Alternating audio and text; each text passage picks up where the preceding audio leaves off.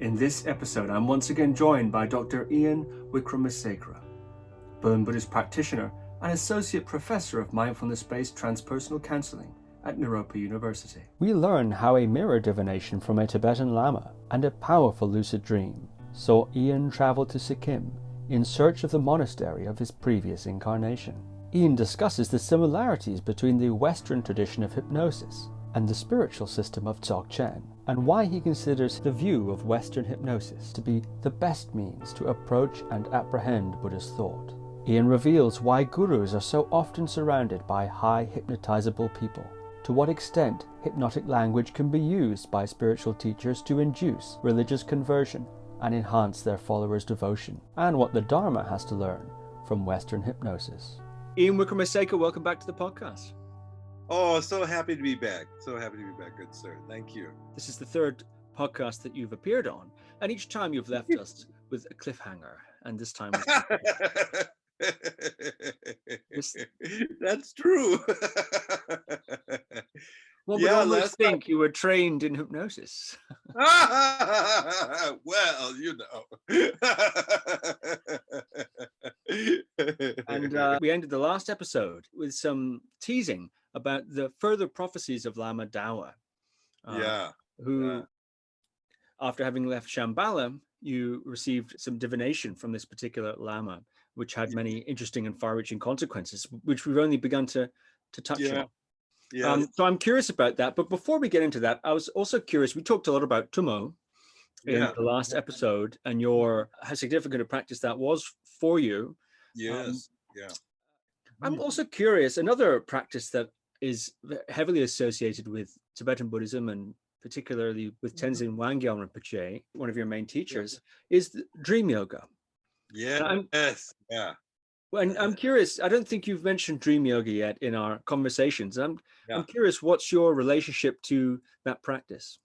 Okay, well, actually, dream yoga even ties together some of the prophecy of Lama Dawa. So I can tie those two together very well. And actually, I just realized when a few days ago, thinking about when we'd be talking, that there was a small part that I left out when I was talking about Lama Dawa. So I want to go back a little bit because something very strange happened to me. In 1994, I was on my honeymoon with my first wife, and we decided that we were going to go to Nepal for our honeymoon. And we went to trekking in the Khumbu area to go and see Tengboche Monastery and other places, and try to see if we could get close to Everest Base Camp and just have a wonderful time. And while we were camping at Tengboche Monastery in 1994, a very strange thing happened to me, which was that as I was going to sleep, there's a state of mind that we call in psychology hypnagogic phenomena, hypnagogic imagery. And just as I was, since I've been young, I think I explained earlier, I had a lot of natural lucid dream phenomena. And one of my favorite things to do still to this day is to observe that experience of, here comes the dream theater is the way I thought of it as a child, like, oh, here come the dreams, and I like to try to stay as awake and vivid just to kind of see what that's about. And so I was doing that as I often have since I was very young.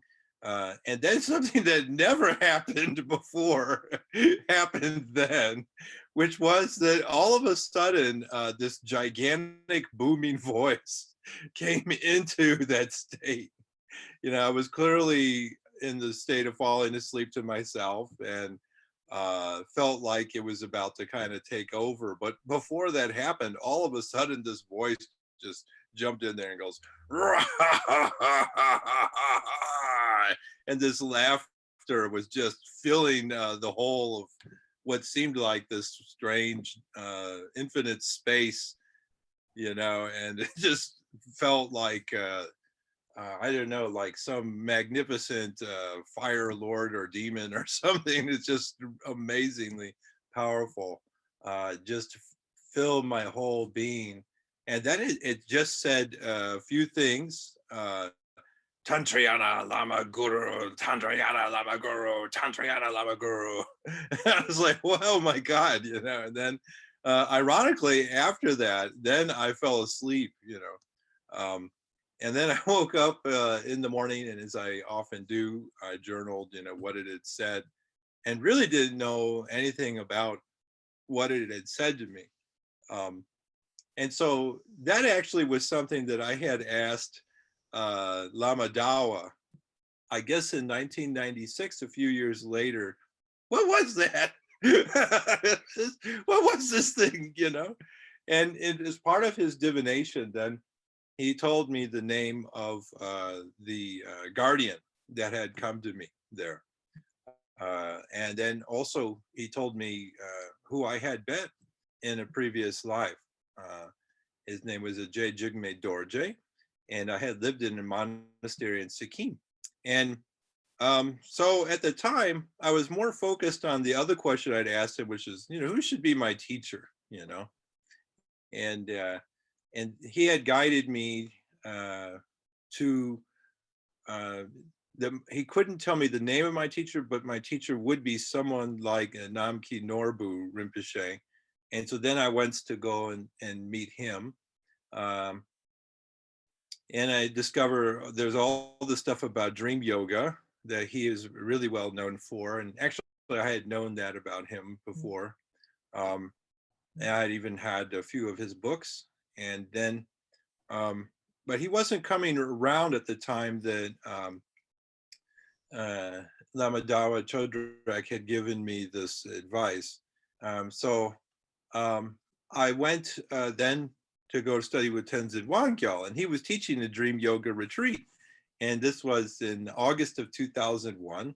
And I went, and this teachings immediately became very understandable and powerful to me. So like during that first retreat I had with Tenzin Wangyal, I had this really amazing series of dreams every night during that retreat. I was just hoping I would have like maybe one lucid dream during that time, but actually every night I had one. And then that practice became even more powerful to me. And so during the next several years while I was doing, studying the Tumo and other Dzogchen practices with Tenzin Wangyal and Khenpo Yungdrung Rinpoche, then I kept, you know, having these lucid dream experiences. And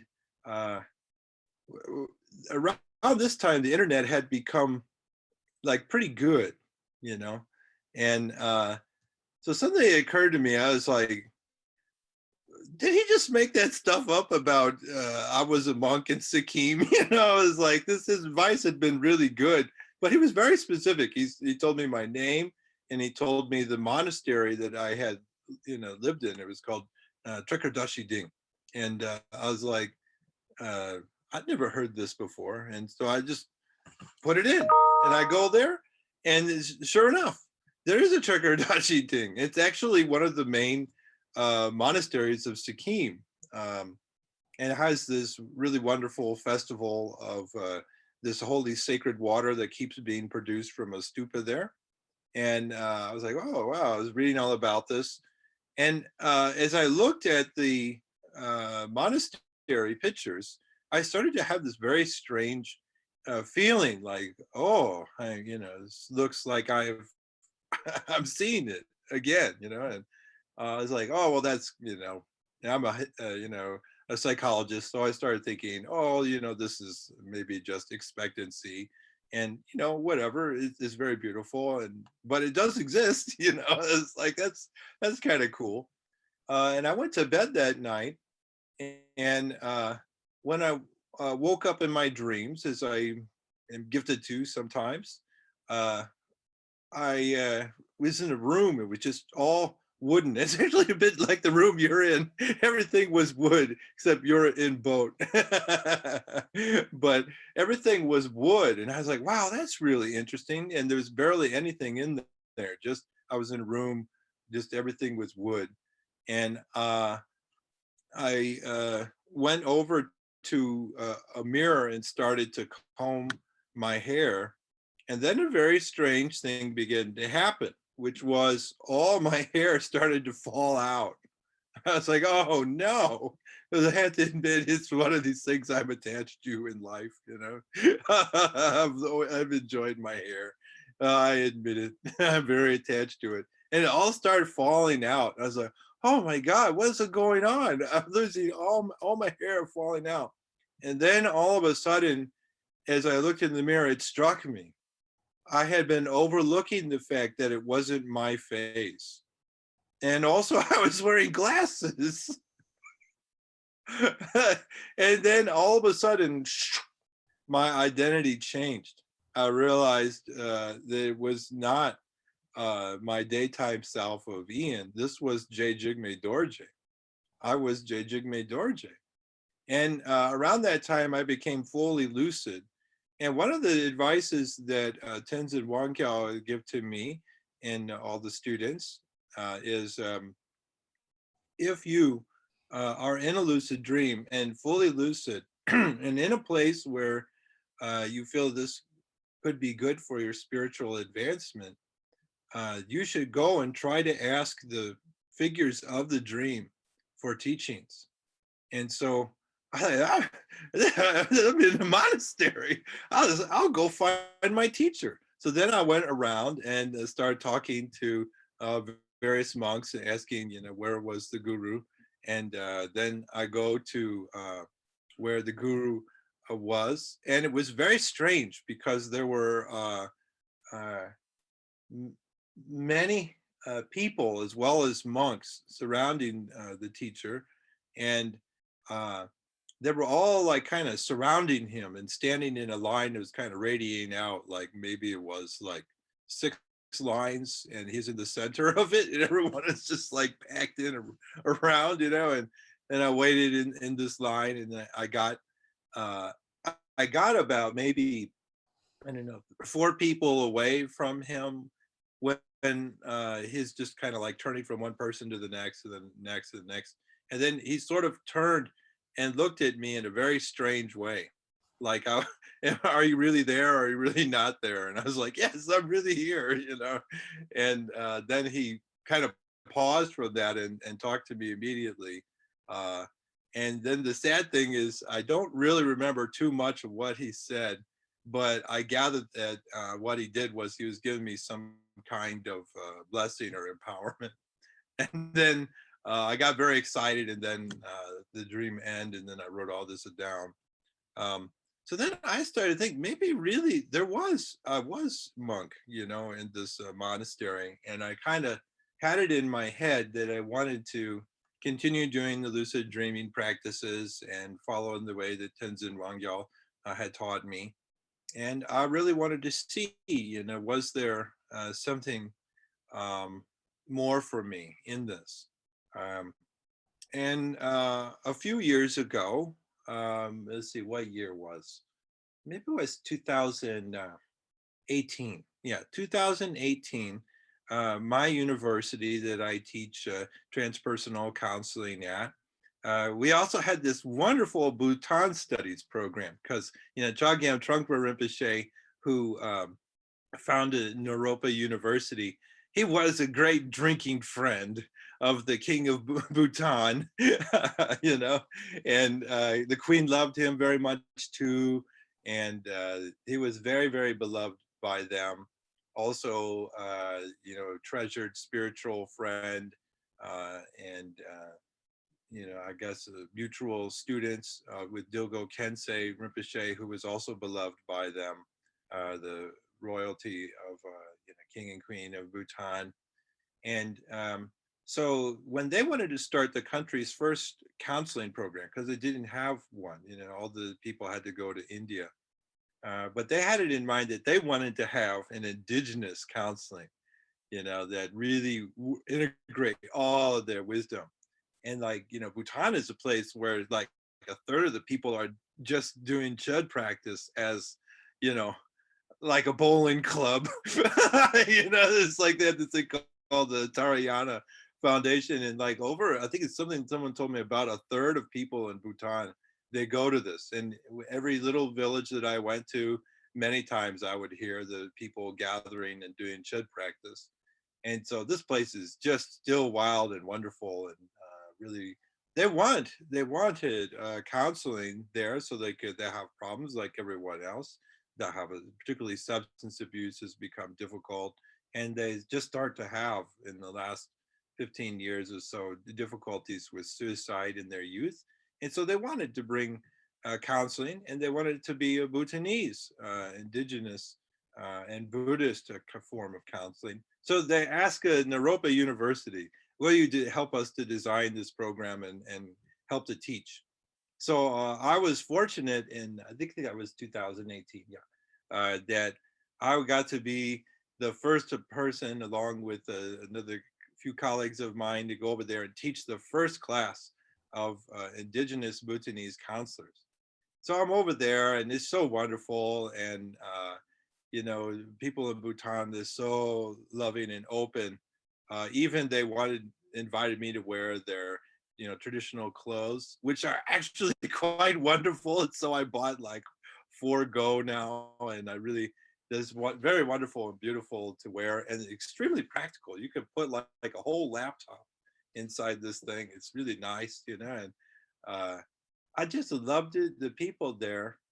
And suddenly it occurred to me while I was there how close I was to Sikkim, because I was in a part of Bhutan called the Samsi, and just across the border was India.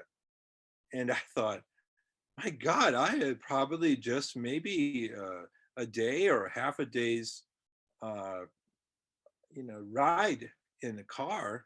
I don't know how I would do it, but maybe I'll ask my friends.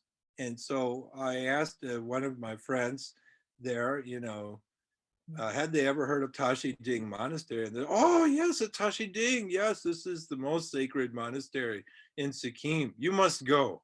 It's like, oh, wonderful.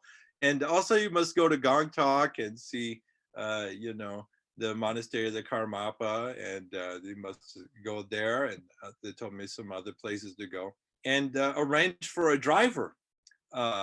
They said, here, there is a very good driver from India. He is very crazy. He will take you there. And I was like, what do you mean he's very crazy? Oh, he's a very good driver. You will see. I was like, okay. Because already I had been driving in Bhutan, and driving in Bhutan, particularly from Thimphu, the capital, to Samsi in this, kind of south west of the country, that was some dicey roads. And so I had a feeling they were saying I was about to go on some very scary roads. And they were correct. They were very correct. Oh, my Lord. So me and my colleague, we gets in the car, and we meet a very nice Indian man.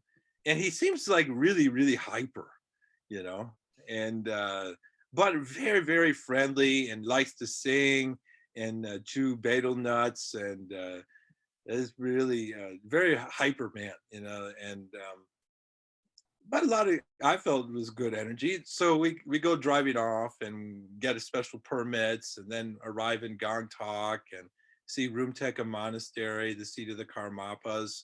So wonderful. And I really loved that visit. And in particular, there was a banner that was erected by the monks, because unfortunately the Karmapa cannot, at least as when I was there, was not able to return to Rumtek. So because of difficulty between China and India, I understand. I don't really understand that, but he can't go to his own monastery. But the monks have sayings of him on this gigantic brocades around everywhere, and tarps and things, so that it feels like he's there. And one of the quotes was just amazing, beautiful Rime philosophy, saying that, all the practitioners of Nyingma, Gelugpa, Sakya, you know, and even it says even the Bon, we are all, you know, together in our understanding of the Dharma.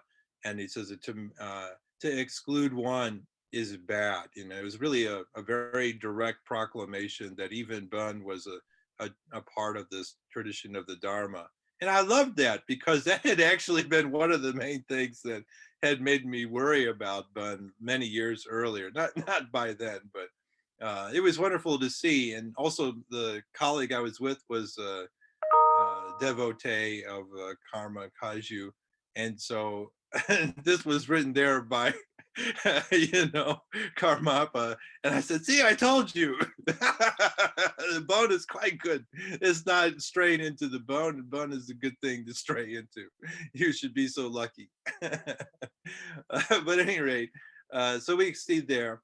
And then as we're leaving that monastery in the car with the wonderful Indian man, suddenly it happened again.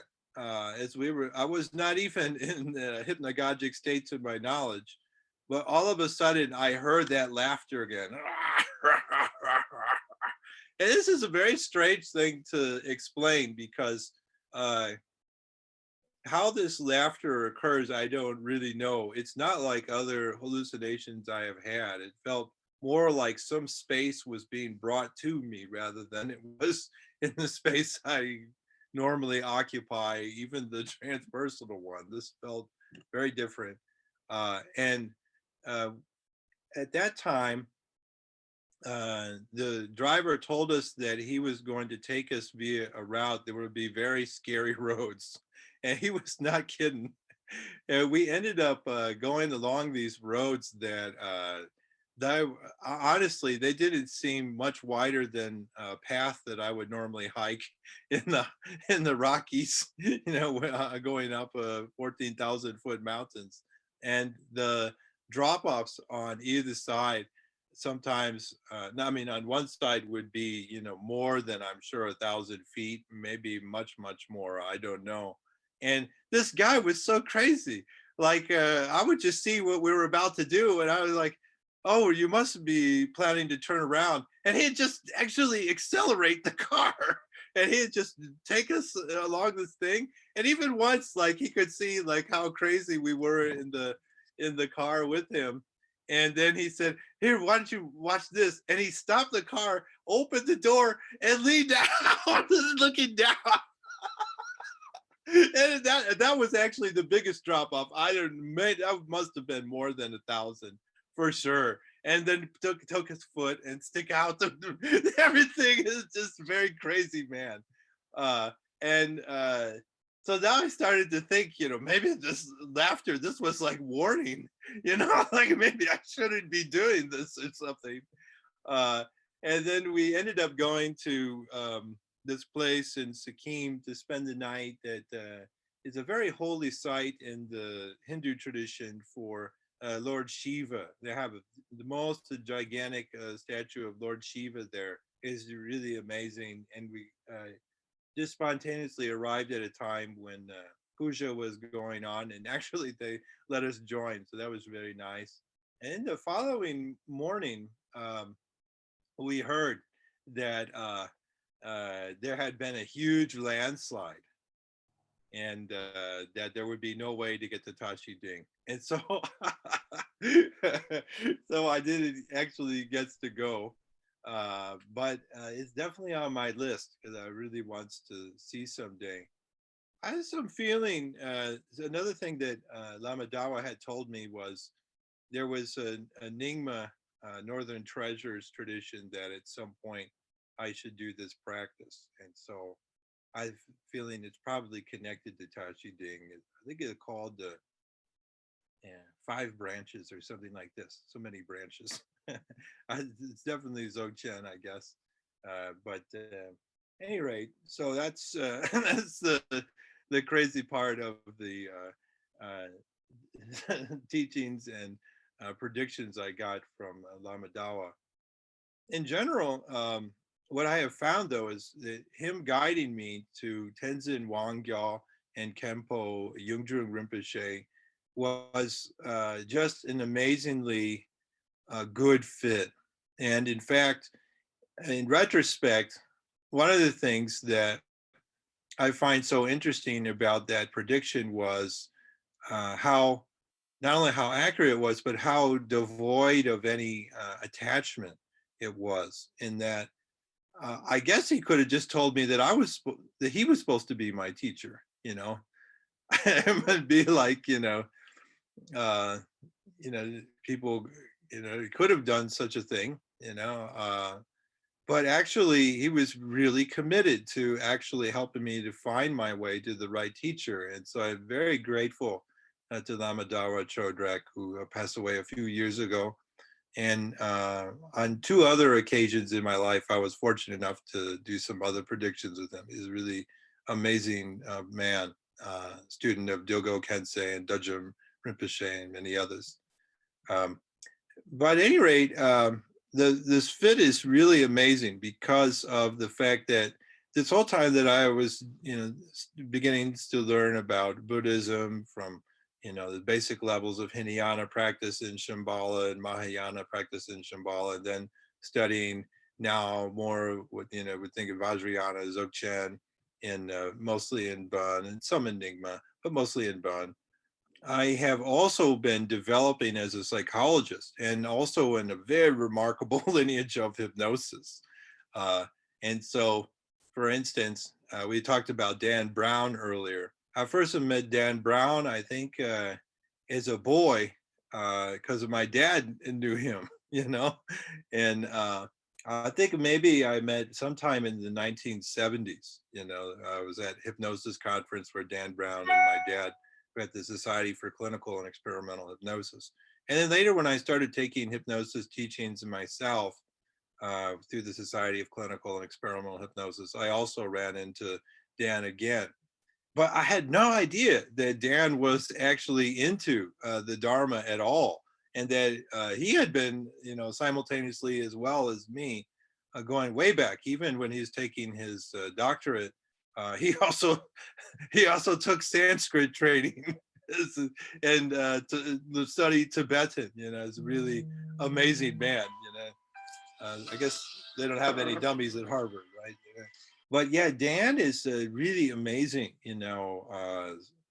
really worthy of, I think, people to go and study with. And unfortunately, it was not until maybe 2017 that I became aware that Dan had been studying both Dharma and hypnosis. Because as he got more into Dharma, he sort of stepped back from the hypnosis community a bit. So I didn't see him at many meetings.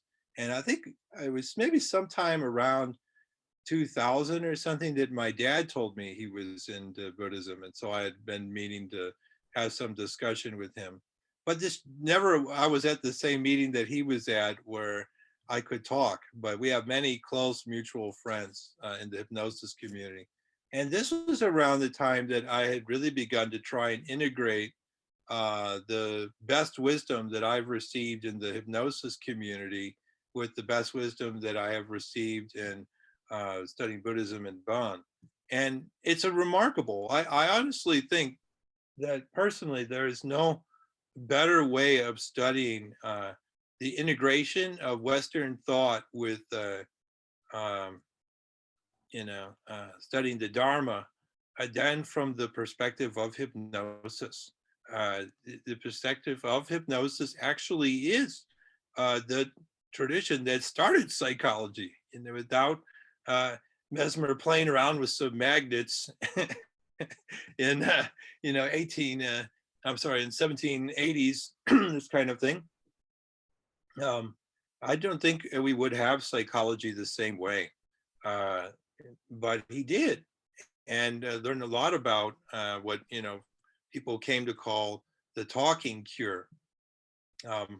So I really became very interested. I think a lot of times if you go back to the origin of a particular wisdom tradition, you will find some of the most potent things.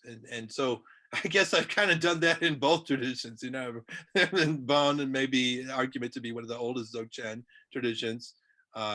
And hypnosis is really the phenomena that start all of this discussion. Even all these words that we use in discussing the Dharma, like ego, this kind of thing, they are invented in the context of hypnotic phenomena. Like the reason the word ego exists is because Freud and others were attempting to understand how a person in a state of hypnosis could have access to information that seemed outside of their conscious mind.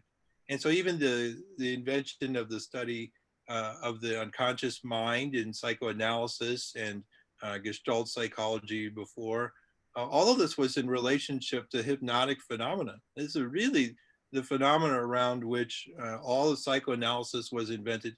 Even the concept of transference was invented to understand why people are hypnotizable.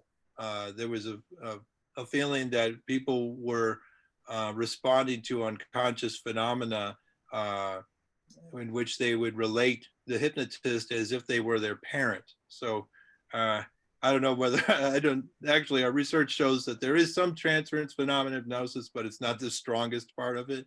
So there is maybe something of that. But at any rate, so I like very much, there are some really startling similarities in the methods of hypnosis and Dzogchen, and it's a very startling similarities in the psychophysiology, like what happens when you do. And then finally, the philosophy of mind are very similar. And you really could not find other traditions of research or even clinical theory in which you will find these same three correspondences. And so that's really why I've really have done a lot of writing on these things. And I'll just mention, briefly, methods are very similar in that, particularly in Dzogchen and Vajrayana, there's this, really powerful relationship you have with the guru.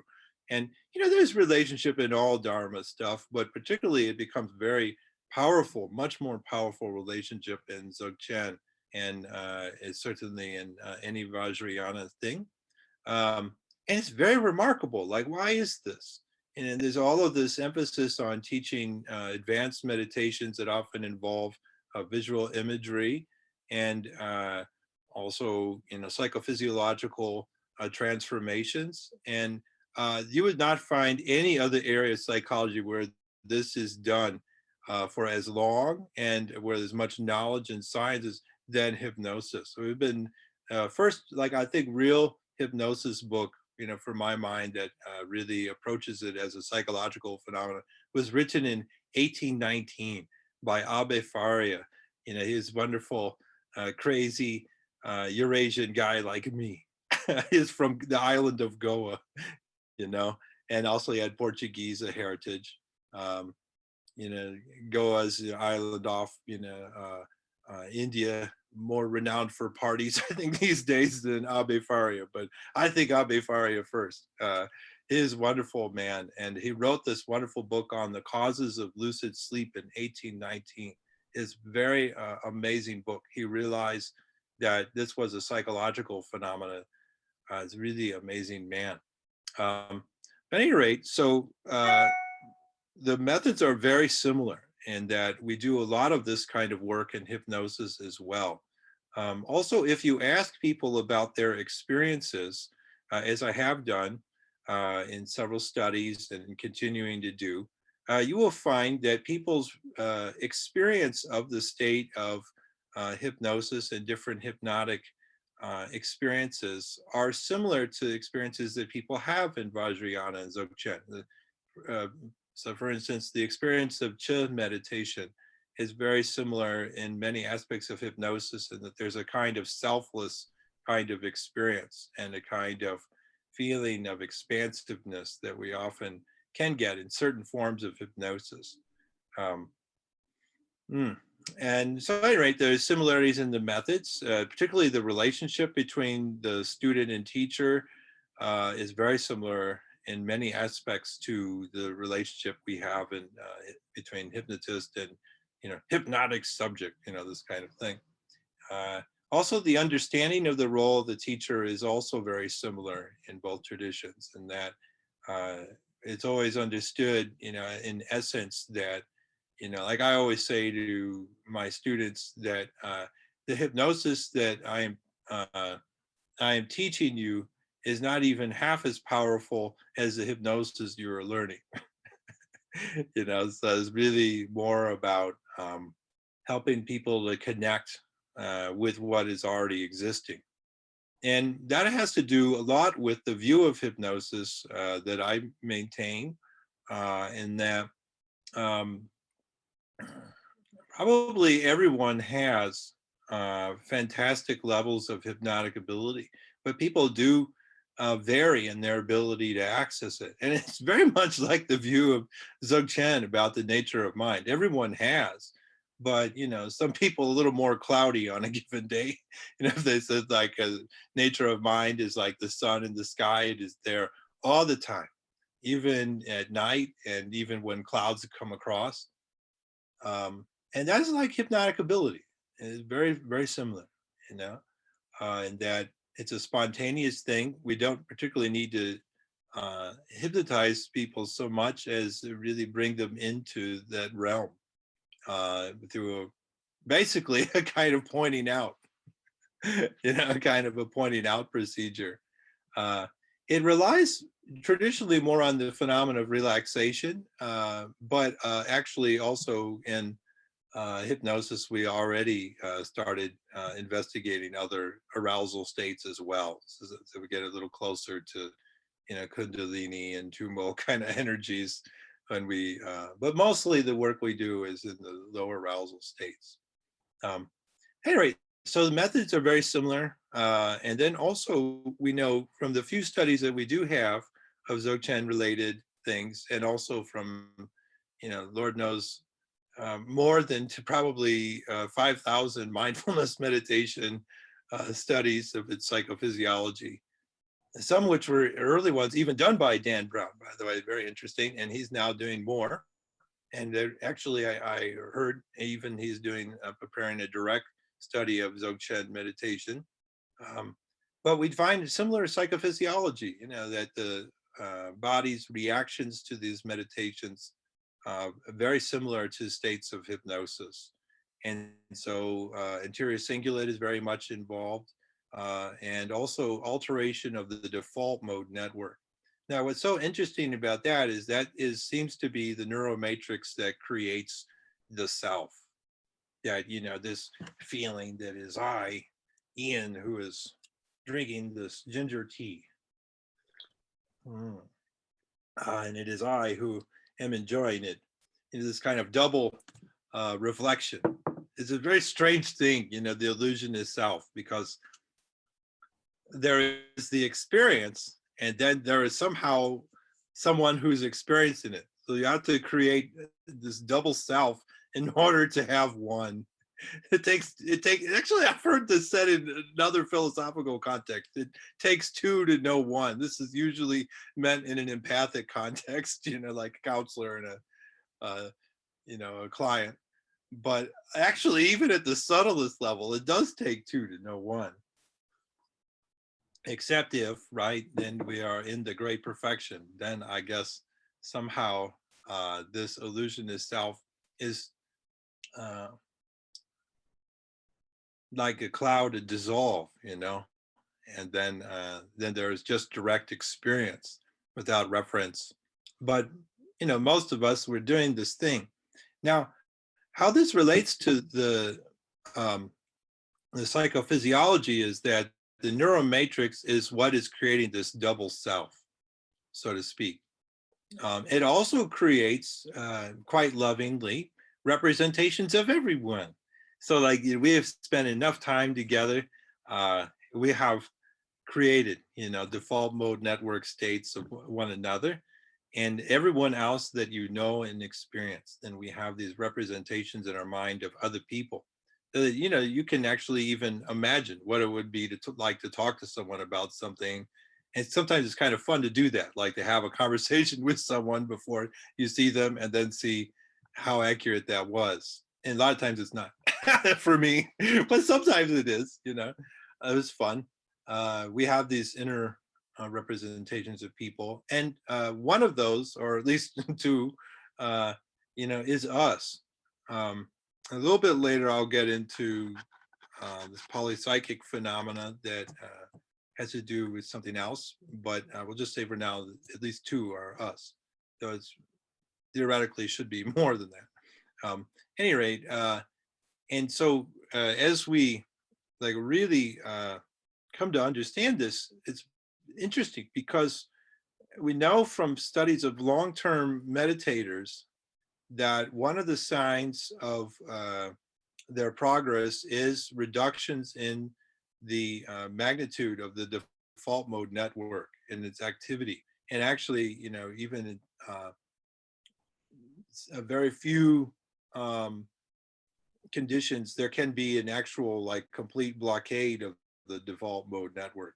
That is seen in ayahuasca, actually, where people can enter this kind of selfless experience and no default mode network activity, are very dysregulated, I guess.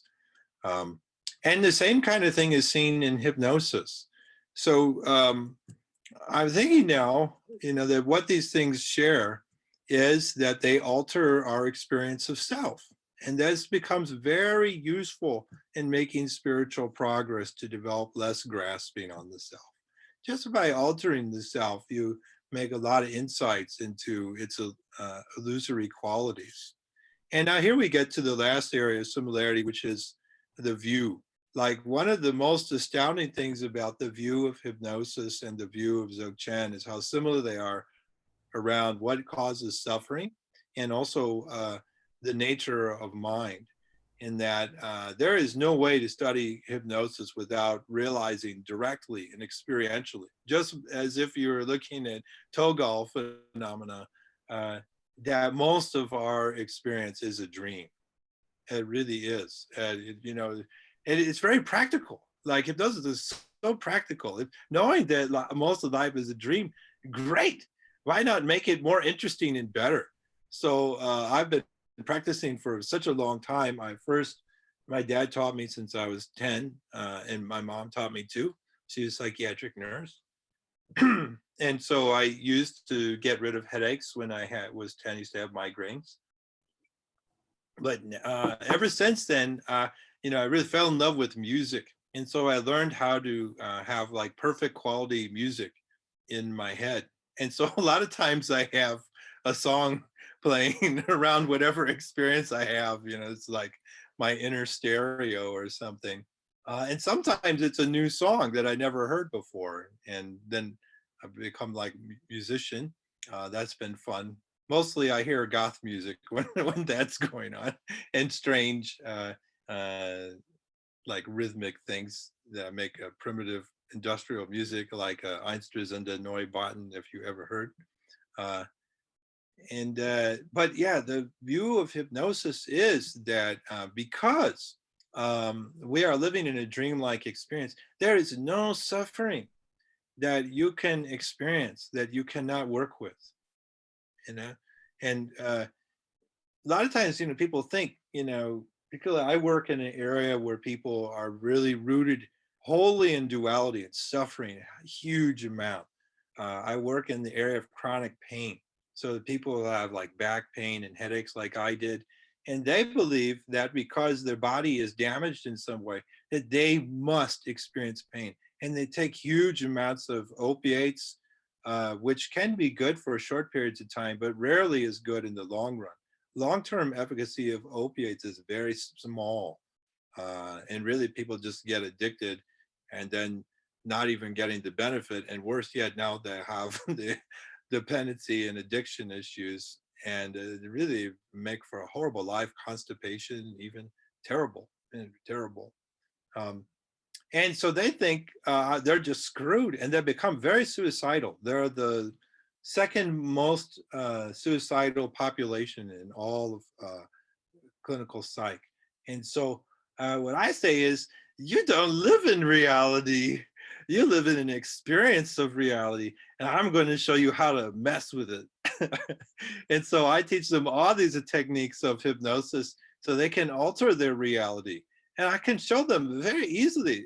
Your back is hurting. Why don't you just try focusing on another part of your body and see what happens? Why don't you do this? Why don't you do that? Why don't you go deep into the experience of hypnosis? And you can learn to alter all of your bodily sensations. And even I don't demand anyone, I mean, like a good teacher, I focus on let your experience teach you, just like a Buddha say, Ehipasika, come and see.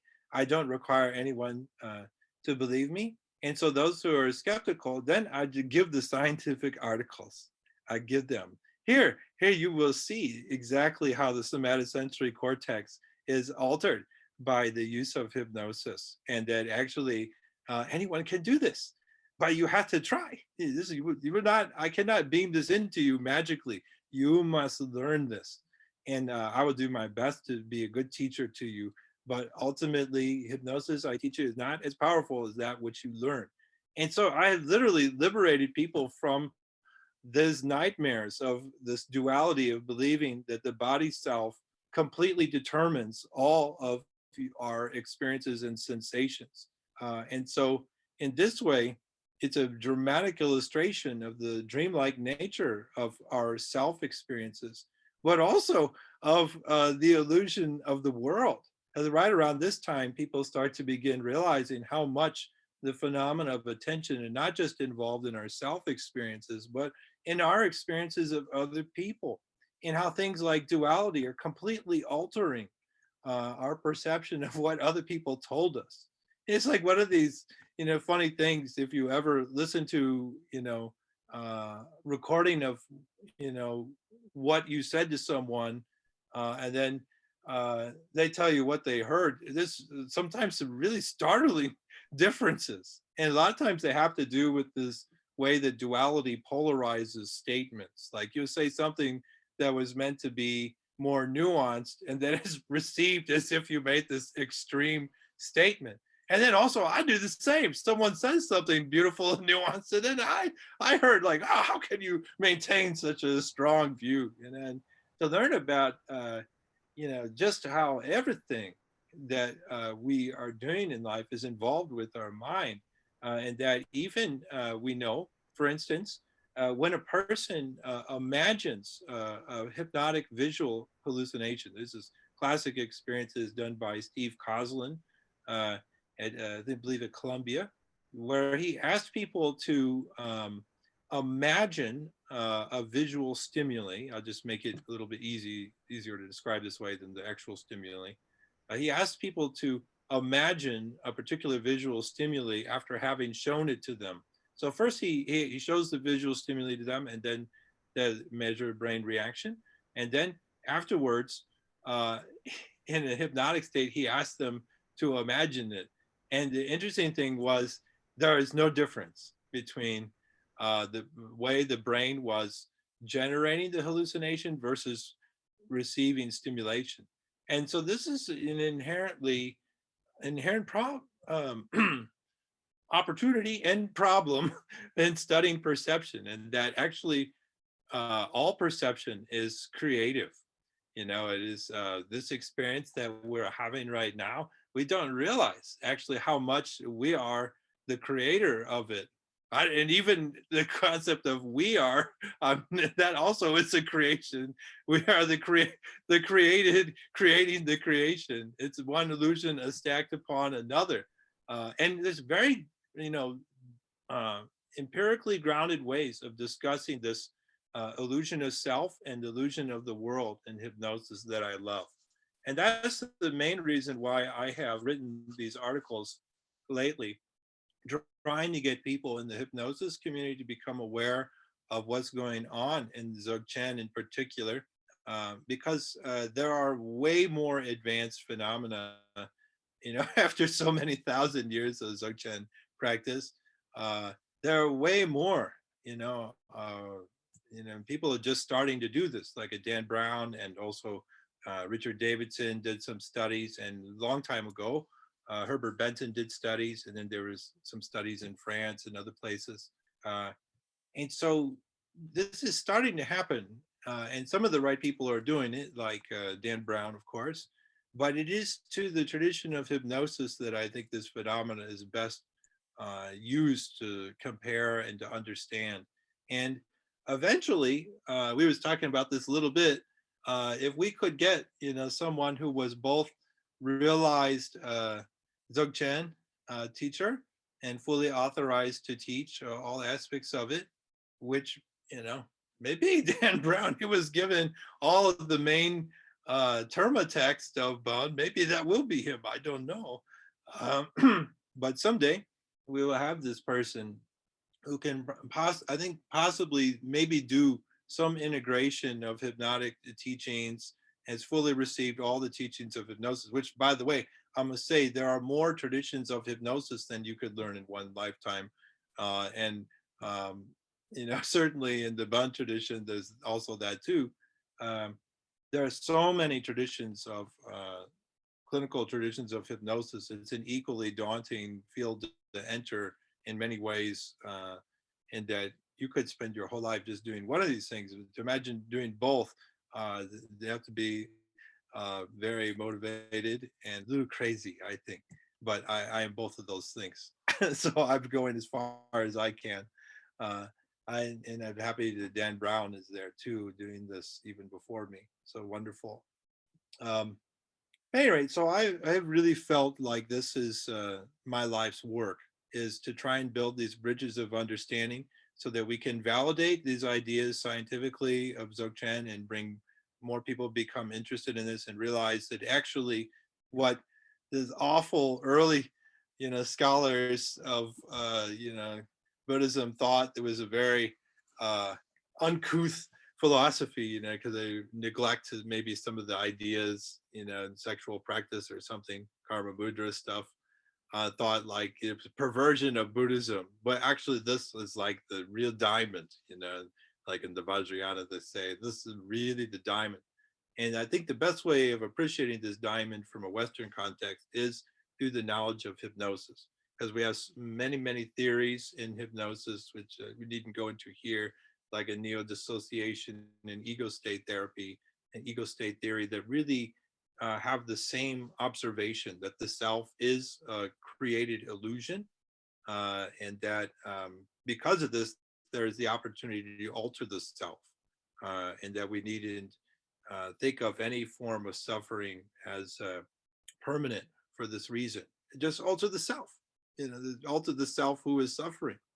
And it's wonderful. Self can change and grow.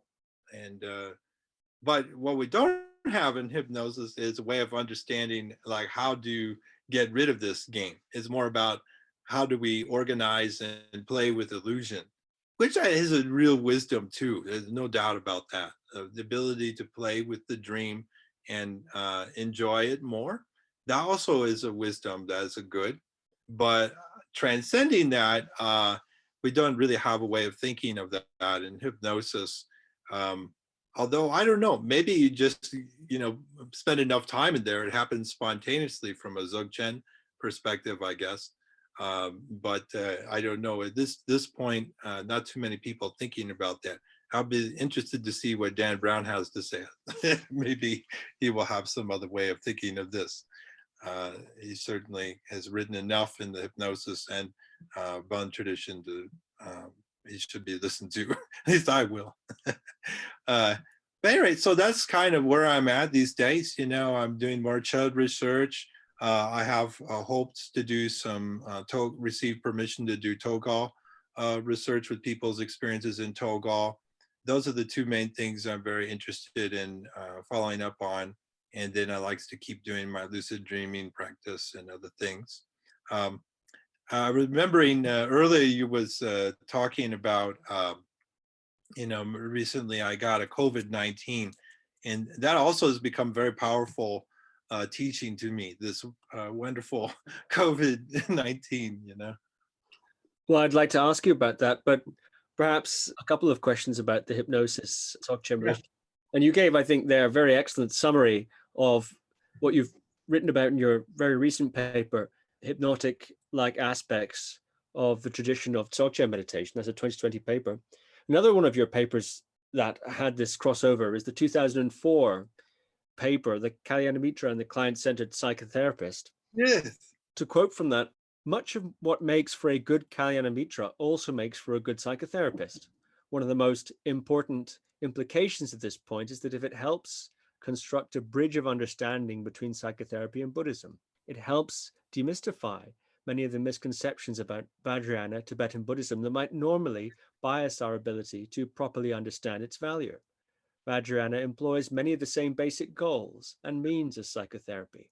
Vajrayana can thus be enriched by drawing from concepts in psychotherapy to help its students understand the nature of Buddhist teachings. I'm interested there. You talked already a little bit about some of the things that psychology could draw or could be informed from the Dzogchen view. I'm curious about the other direction that you're pointing to here. In what ways do you see the tradition of hypnosis, for instance, or in this context, client-centered psychotherapy, informing Vajrayana? And also, I was interested in which misconceptions did you have in mind there about Vajrayana that an understanding through this lens might help us see more clearly? Okay, that's wonderful questions. Thank you. Oh my goodness. Yeah, I think about this stuff a lot, and it's wonderful to receive these questions. So, two phenomena come to mind immediately. In terms of things that people misunderstand about Vajrayana, I feel like one of the strange things that I have noticed, but also I should say that I use the word strange in a joyful way. So how wonderful and strange. So one of the strange things I've noticed about particularly taking teachings in Vajrayana and Dzogchen is how many high hypnotizables are around, you know. Like ordinarily people with high hypnotic ability, you know, they comprise, you know, somewhere between 15 and 25% of the general population. There's some evidence that that is increasing, like the percentage of people who have a high hypnotic ability, which by the way is a partly genetically determined trait that can be trained and this kind of thing. And everyone has this ability, but some people are more gifted than others, even without much training at all. They have, you know, more connection to the nature of mind or something. And so what I notice is that when I'm in Vajrayana and Dzogchen teaching context, like everyone is like me, high hypnotizable. I'm high hypnotizable. I love it. It is wonderful. When you say high hypnotizable, you mean Yeah. susceptible to no, or well, susceptible, maybe it's not quite the right word. You're getting it. That's Yeah, true. susceptible to hypnosis in that case. That's sometimes, I think, seen as a weakness, the sign of a weak mind that's Yeah. able to be overtaken, influenced, an influenceable mind. And I perhaps betrayed that even with the use of the word susceptible. But you're sort of talking about it as a gift. That seems a little unusual. Yes, yes. And this has to do with the terrible fact that even though hypnosis create the context in which psychology was created and advanced its methods and still used to this day, alas, most people are still laboring under the delusion that it's about suggestibility.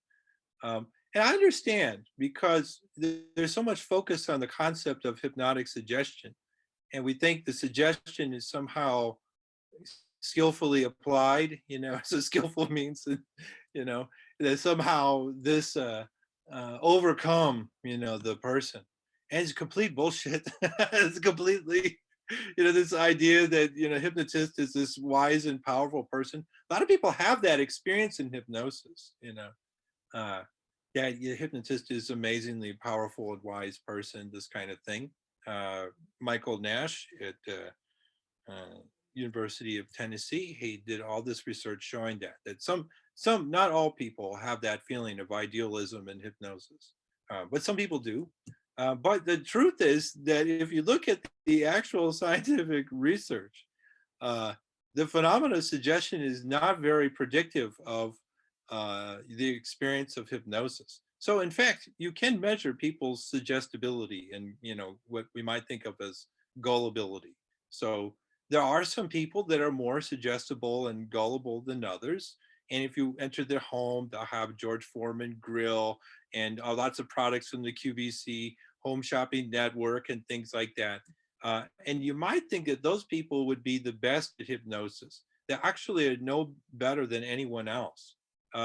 We've done more than 1,000 studies looking at suggestion outside of hypnosis, and will it be predictive of responsiveness to hypnosis? And in almost all of those studies, there was no correlation even at all. Not even like a few times there have been very small correlations, but the vast majority of this show no correlation at all between waking suggestibility, gullibility, and hypnotic suggestibility.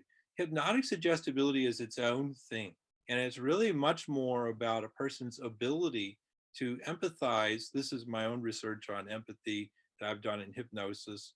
It shows that though suggestibility doesn't predict hypnotic experience or hypnotic ability. This is why I stopped using the word hypnotic suggestibility, by the way, because I think the suggestibility, we don't see any scientific evidence that it has anything to do with this. I mean, it's the form of communication we use to teach, but so does also your guru give you a suggestion. Now you can imagine this. You would transform into this a dakini, and then you will, chop your head off and the arms and put into the cooking pot in the Chud meditation. So those are also suggestions. When the layperson thinks of the word suggestibility, it's associated with unconscious influence. In other words, that the subject is influenced without knowing that they're influenced. And this also, you mentioned the George Foreman grill and things like that. Of course, I think that's also where hypnosis and maybe certain psychology in general, but certainly in hypnosis, has got a bit of a bad rap associated with subliminal or unconscious marketing techniques or even propaganda techniques. Actually, there's some of the very fascinating advances actually, and I think in that field have been in the area of propaganda, frighteningly enough. But that's what I think most people think of when they think of suggestibility. So the ability, therefore, hypnotically would be in the one doing the suggesting, the clever crafting of communications, subcommunications, and also overt communications, pointing at things. Now I'm being too silly. But to create in the subject an effect without the person understanding it's been done, and perhaps without even being aware that they're now influenced. Yes. And so there is something there. Okay. I don't mean to say that there is no skillful means in either tradition.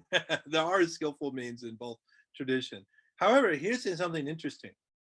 We can actually measure the magnitude of the effect of the skillful means in the hypnotic tradition. Somebody actually did this study. It's a really funny study. It was done by this guy named Steve Lin, who's a wonderful social cognitive hypnotist, and also passionately devoted to debunking pseudoscience. A really wonderful man. And real irreverent, wonderful guy. I love him very much. Really nice, very funny. And he did this study where he wanted to see what were the limits of trying to use suggestibility under the guise of expectancy, because that he's in what's partly his research comes from Irving Kirsch's perspective response expectancy theory. And he really co-created that with Irving, though Irving, of course, really amazing, all the things he's done with that. And he's at Harvard. But anyway, so this is one of the experiments in that early days. And what they wanted to see was how much they could alter hypnotic responsiveness by changing expectancy. And the way they did it was really awful. That they did was they bring people to measure their hypnotic ability using a standardized test. So everyone's receiving the same suggestions. It's generally 12 items. And if you get all 12, pass all 12 experiences, which are things like, hypnotic hallucinations, relaxing very deeply, imagining a magnetic force is bringing your hands together and things like this. and you get all 12 of these, and you're a 12. If you get 0, you're a 0. If, well, you're not a 0, but whatever. Actually, we're all 0. But anyway, if you get an average score on this is like 6 or 5 or something on this scale.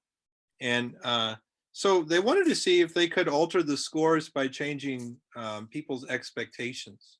So that's their skillful means. People have an ability that is intrinsic to them, but you can alter it. And they thought that the whole thing was trained in the early days. They thought this was something that, you could make anyone a high and you could make anyone a low. And so they did lots and lots of different crazy things to try and get people who were initially measured spontaneously to be a low to be a high. And also, could you take a high and make them a low? That's how crazy the thinking was, and what they found is actually not true, that there is a spontaneous ability within people that they're working with to begin with.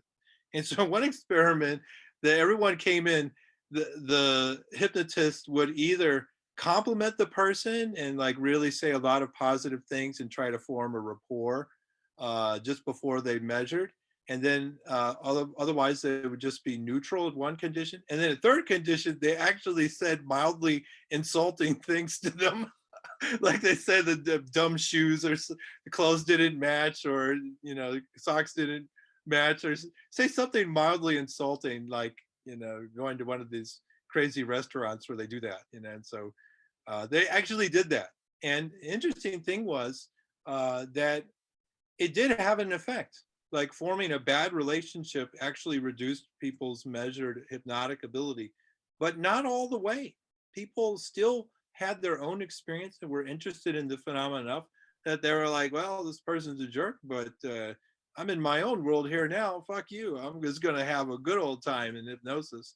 And so they still had some highs and they still had some mediums, and some people who were still low in level of experience. But it was altered by about 2 points on a 12-point scale, 2 to 3 points. So that's a magnitude of effect of hypnosis in terms of skillful means is about 2 or 3 points on a 12-point scale. Maybe guru is 6 points. I don't know. Maybe gurus have with pointing out maybe they can. But my feeling is actually, even from the perspective of Dzogchen, all of this really is about, really making this your own.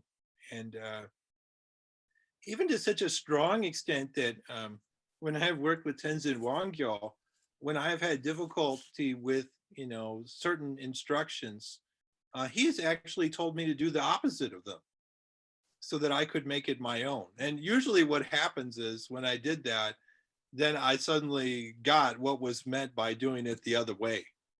And so his skillful means has been wonderful with me, I must say. But at any rate, there's an idea that, biggest idea that I'm interested in overcoming misunderstanding from Western students' view that tradition of hypnosis can help is that a kind of spiritual materialism. Like I noticed a lot of times people are not understanding the deep philosophy of mind in Dzogchen, that this whole world is created in an illusory way. And so sometimes, and that also our experience of self is created in an illusory way. At times I hear like people like really tripping out on the transpersonal phenomena around a teacher, like you feel really good energy and stuff like that. And by the way, I feel these things too, but I regard them as any other sensory experience and illusion. And maybe they are auspicious, I don't know, but ultimately they're just other things to suffer with if you attach to them. And I see a lot of people really attached to teachers' crazy spiritual materialistic stuff and saying, really awful example I hate to bring up, but it's a very useful one, so I will, was Thomas a Rich, the Vajra regent in the Shambhala tradition. He thought that because he received the blessings of the Karmapa and other people, and Trungpa Rinpoche, of course, he thought apparently he couldn't get AIDS. And also, once he learned he had AIDS, he thought he couldn't give it to people because somehow the guardians wouldn't allow it or something like that. That's insane, Phil. And also, that is not a skillful means, because one person actually died of this. And so I feel like all these crazy phenomena that people are experiencing that shows out to them the illusory nature of the world and illusory nature of the self. These are basic phenomena that everyone is experiencing, and we should not think of this phenomena in this crazy way that make for spiritual materialism, where we're really actually reinforcing the ego with these crazy views. Like I talk to myself about some of the experiences I had, but I try not to attach to them too much, because I feel like this really just reinforces my ego or something. you know I feel like that is one of the most important things. If you learn about hypnosis, you can come up with simple explanations for why you heard this hallucination. Things like expectancy. You can come up with much simpler explanations, and also understand what I believe is the most profound elements of these Dharmic teachings that are so simple that they are integrated into our ordinary experience of reality. We shouldn't be constructing altered states of consciousness and trying to live in some kind of hypnopompic state, and maintaining that, and making ourselves very crazy. It should be about making you more loving, more gentle, more simple. That's why I've always noticed the teachers that I relate to the most are the most ordinary ones, as they have the most realization. Seems to me also to be most ordinary one. Like one of my teachers, he's from rural Tibet, and in many ways, if you go and talk to him, he seems like country bumpkin.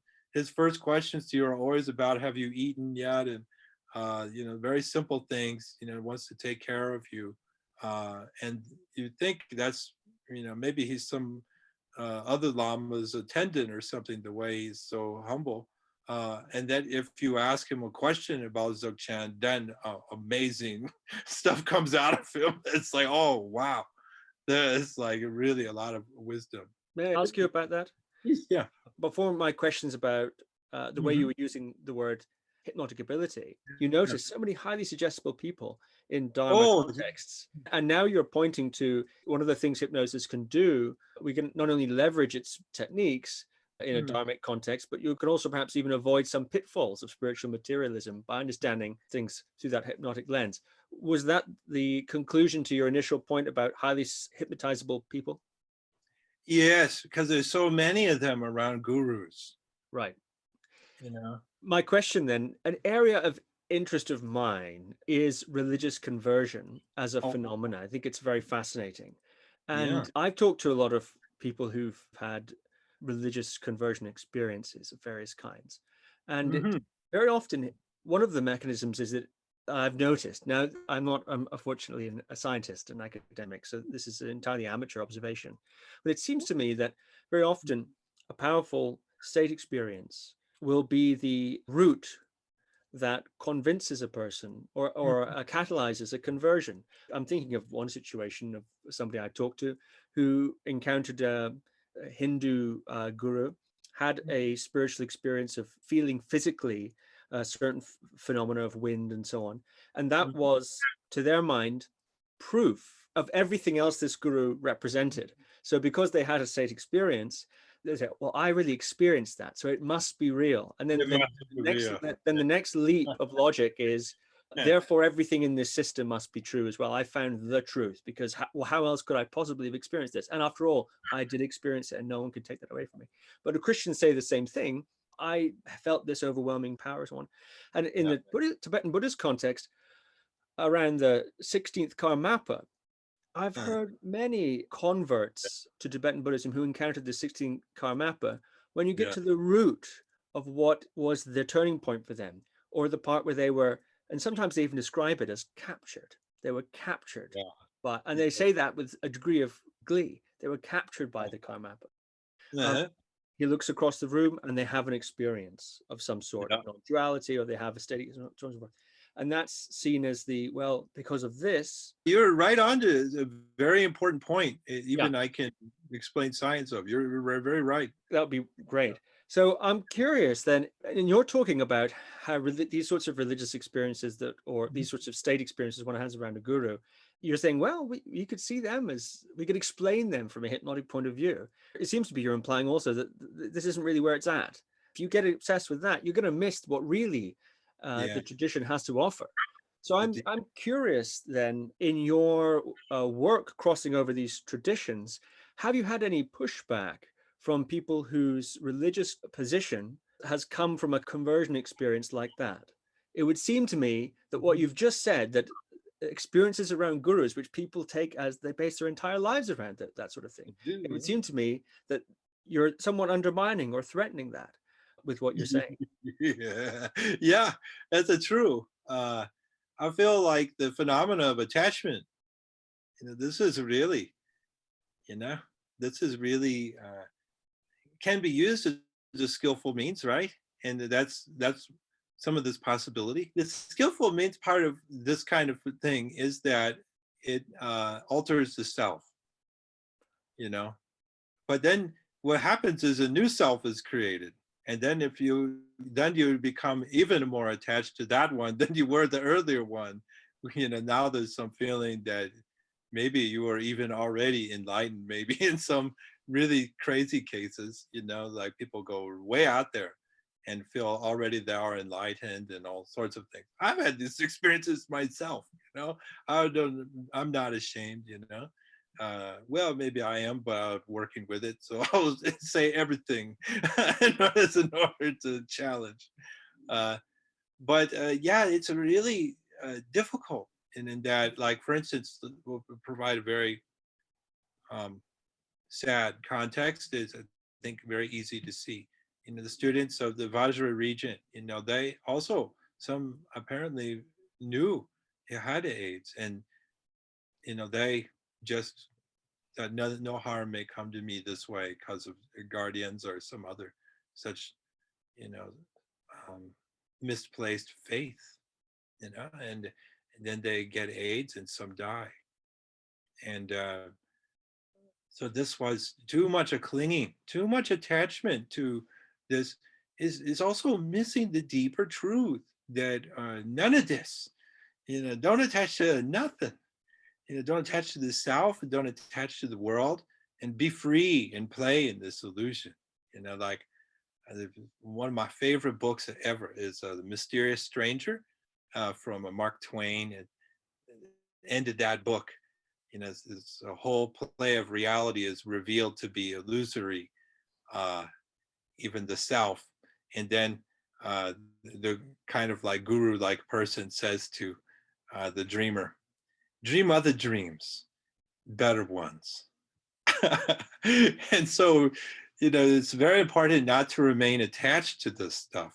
And also at the same time, I think more naturally and spontaneously, simple things arise, like awareness of how many, billion people suffering on this planet in the illusion of self. How many billion people suffering in illusion of world and collective karma that is making even whole continents difficult to obtain food and water. And now we have global spread of virus. But even before, there was so much sickness in some places everywhere. It's just awful. So that becomes the grounding reality. I feel is that our responsibility as a bodhisattva for helping with the suffering of the world, not to become too attached to the technology that gives us these insights into the illusory nature of self. And the teachings say that too. The Dzogchen teachings, they say that.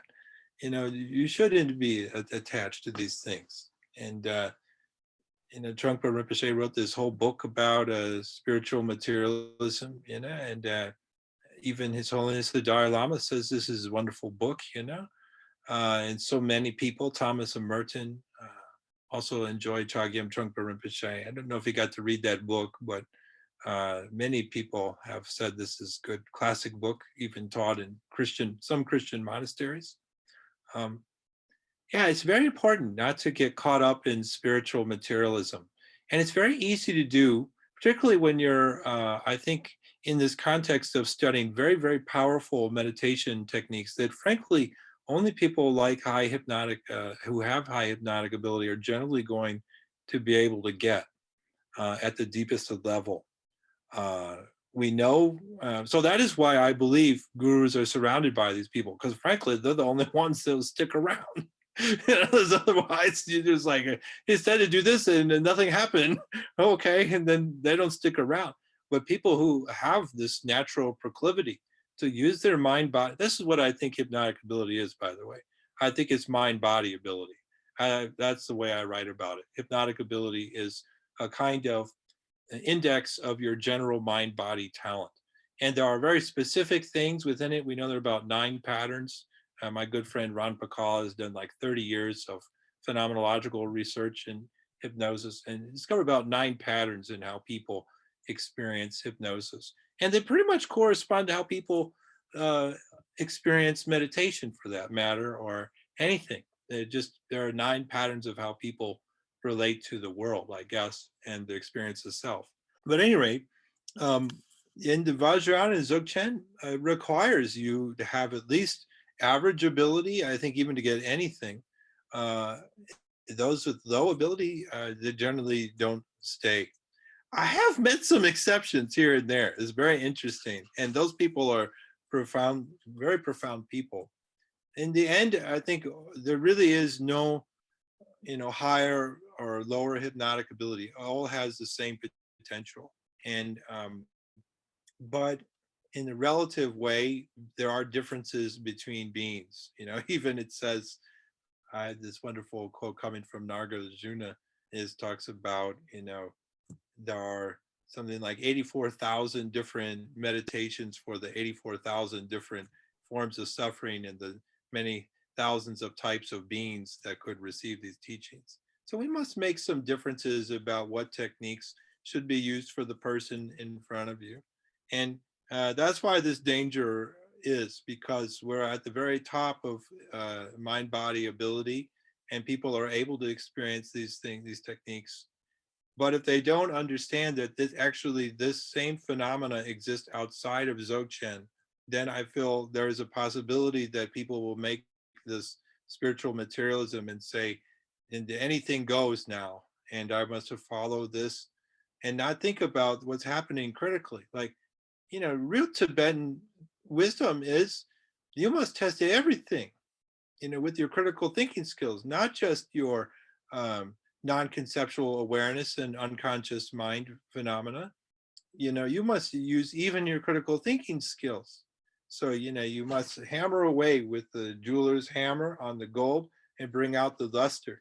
And so it is okay and fine to ask dualistically based questions, even just to see what happens on a non-dualistic phenomena. A lot of times the answers are not satisfying and raise more mystery, but that's kind of satisfying too, I think. I enjoyed the whole exercise as if it was a play in a dream, and I think as long as we're aware that it's a dream and that there's a limit to what we're going to do with dualistically based language and conceptual skills, there's a limit, how far we're going to make it with this. But getting to that limit is also fun, I think. I think it's fun to come to the ends of knowledge, what can be understood conceptually. And because then you're really standing at a very important phenomena and you get to experience that yourself. Science can very much be a search for the truth as well, in the same way that we have in Dharma. It's very much ehi-pasika. And so if you go to the phenomena that take you to the edge, then you can learn and experience something very, very powerful. So that's the one thing. There's another thing you were asking me about earlier, which is, so that's the misunderstanding that I think a lot of people have, and particularly Western people, that needs to overcome this. so they don't end up doing the dumb things. And I don't know, maybe that sounds judgmental. They don't make their ignorance doesn't cause them to do tragic things, is really what I'm talking about. Mm. Because there are many times that has happened. Also, this a fellow Geshe Michael Roach, as people had transpersonal experience with him, and all kinds of crazy things happen in this community. And there's many examples of this. And I think people understand that this ability to change the world is actually ordinary. You were doing it all your life. You just didn't realize it. Very ordinary, but very useful. Let me ask my previous question slightly more pointed. Please, yeah. One hears all sorts of things. To what degree do you think, as an expert in hypnosis yourself and having been around many influential, potent Dharma teachers, to what degree do you think hypnotic techniques, not called by that name perhaps, are deliberately used, or perhaps some other devices used which actually could be broken down hypnotically in terms of transmission and so on? I mentioned that previous question, the 16th Karmapa, who one hears many stories of American or European converts whose catalyst of their conversion was a glance from him or being in his area and having a transpersonal experience of some sort, and that being the sort of unassailable bedrock then of their religious conversion. Certain teachers seem to have that or seem to major in that. And the Karmapas famously do, and others less so. I'm curious what you make of that. Are these teachers deliberately doing this? And how would you break that down as an expert in hypnotherapy? Okay, so there's two aspects of this. One is the context. This is one of the great things about hypnosis is you can understand, how these things occur. And there is a social context that's very important in which this phenomenon occurs, both in the hypnotic world and in Dzogchen or any other situation involving what we would call transpersonal experiences, seances and things like that, medium stuff. The context is actually way more important than people realize. So one of the things is these teachers are surrounded by people who have the highest level of transpersonal experiences even before they arrived to meet the Karmapa, and who had been dreaming about him and maybe even read like Life of Milarepa, that read, commonly, about different saints and the different kind of experiences that they had, and knowing that many times, right, when the person first met the teacher, there was some kind of, kind of thing. And so they're arriving with these expectations, Now, I'm not meaning to say that this invalidates all transpersonal experience, but it certainly is a part of the context, okay? Because I've had these experiences myself too, and I treasured them, and I feel they are useful, but I should not become too attached to them, because then I leave my critical thinking behind. And that's how I'm going to understand the Dharma in the best, is use all my intelligence, not just the magical thinking. I don't suppress my magical thinking, and I don't suppress my critical thinking. Both should be used. But so when you go around and you go to meet someone and you don't know that you are a high hypnotizable and capable of producing hypnotic hallucinations, even without an induction of hypnosis, people can go through surgery with just a simple self-hypnosis, no hypnotic suggestion at all. They just, like, I've had people go through whole hypnosis with no surgery. I mean, no anesthesia during surgery. These are generally neurosurgeries where the person must remain awake because they need to do some neural mapping. They have to ask, what do you experience when we electrocute your nerve tissue? Or often with the spine and things. And so people go through this whole thing. No anesthesia at all. Only thing used, hypnosis. People don't understand just how malleable is our experience of our body. If you would like to experience your body weighing 1,000,000 pounds, it's not hard at all. If you would like to know what it'd be like to be 1,000 feet tall, you can do that. anything, you're tired of having pain in your back, focus on the joy of your heart. It's very interesting. Uh, Also, you could make your body turn into wood, all kinds of things. And so when people go to these experiences that are read about this phenomena already, or at least some of them. And then the other thing is, high hypnotizables, by my research, were very empathic people, not necessarily either introspective or extroverted. There's a balance, generally speaking, in some more on one end than the other. No correlation between introversion and extroversion, but empathic by nature and loved to find about other people. And so they begin talking. And then some people, so maybe some already had that experience with another teacher and they talk.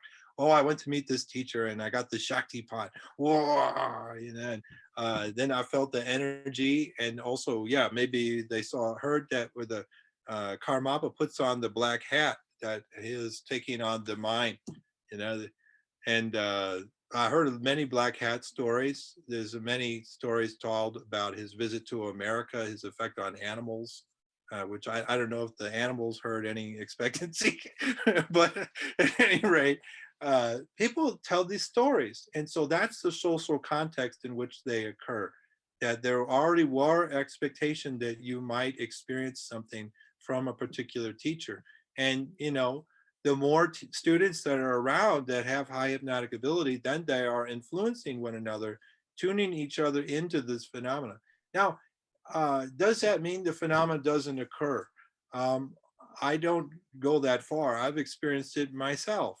And I have to say, as someone, I raise the possibility that expectancy has produced some of these things. Others, it's hard for me to say that I think that that's the case. But at least some of them seem likely that they were sort of helped along, you know. Maybe some were, I don't know. Some really just astound me that I've experienced. Things like the predictions I got from Lama Dawa.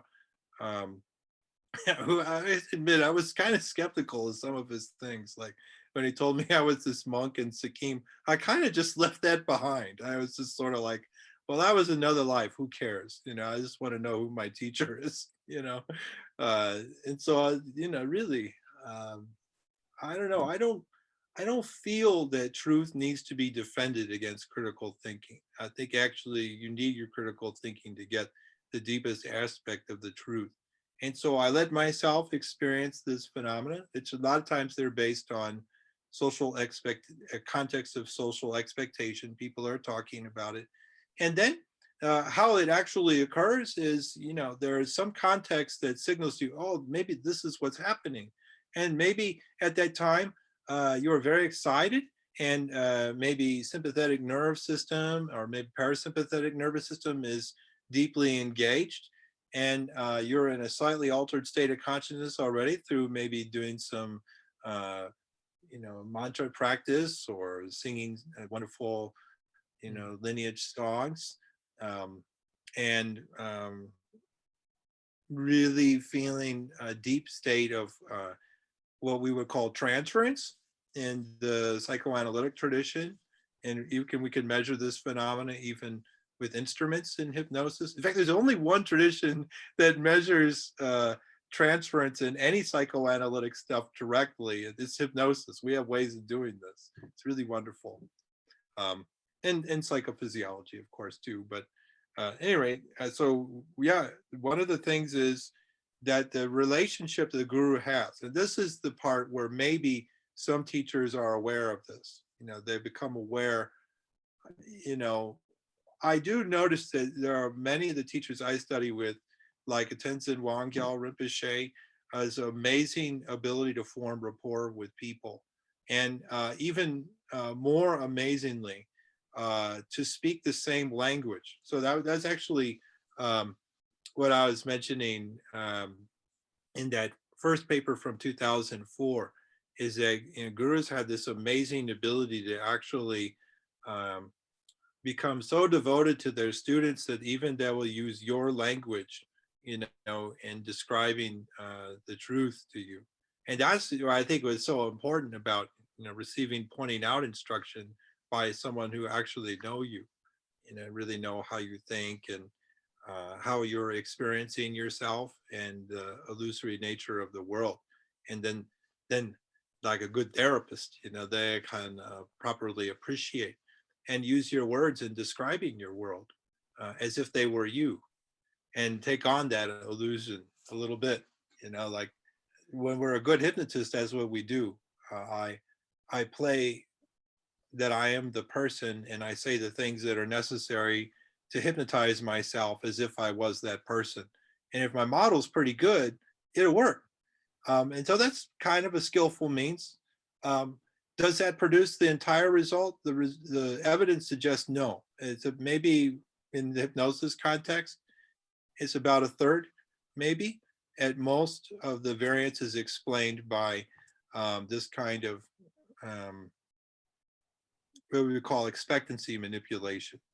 So it's more about not so much the suggestion itself, but what's really doing it is that you're knowledgeable of the person's expectations about what would be the thing that would make them go into trance, or how they would be able to experience trance, or other phenomena you're trying to get to. Like, for instance, if I'm working with someone that I'm trying to help them relax, knowing that they love to watch birds can be something I can use to relax. I will say, now imagine you're in your home and you're looking out a window at a beautiful meadow and birds are there. And so if I'm using the phenomena that naturalistically occur to the person, so I can do something with that, knowing the person deeply with empathy, I can do something with that. But it turns out it's not enough. I can't make a person with low hypnotic ability a high this way. At best, I can bring them into the average range. Or if I wanted to, I could take a person with high hypnotic ability, insult them, and bring them into the average range. And if they wanted to, though, a person, I've done this myself, a person with very, very good motivation, and had low hypnotic ability. Actually, it got nothing on the 0 to 12 scale. It was 0.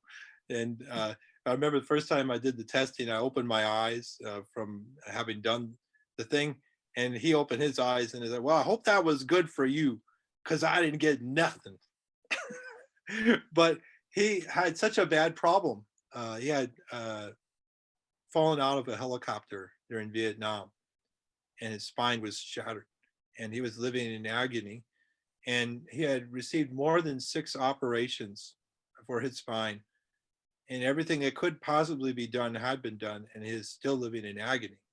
And so neurosurgeon said, we have nothing left but things that could potentially kill you, so why don't you go see crazy Dr. Ian?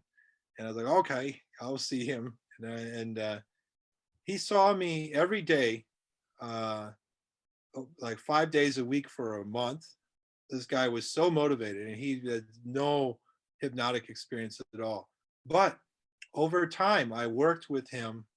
Actually, this guy is the guy who, by the way, was a bird watcher. And so I found this one little thing, and we built on that. And I said, now we will watch the birds mindfully, and we'll turn this into mindfulness meditation. And eventually he ends up doing anything I can do and more. I think this guy is actually a higher level hypnotic ability than I have. So he went from being a low to a high.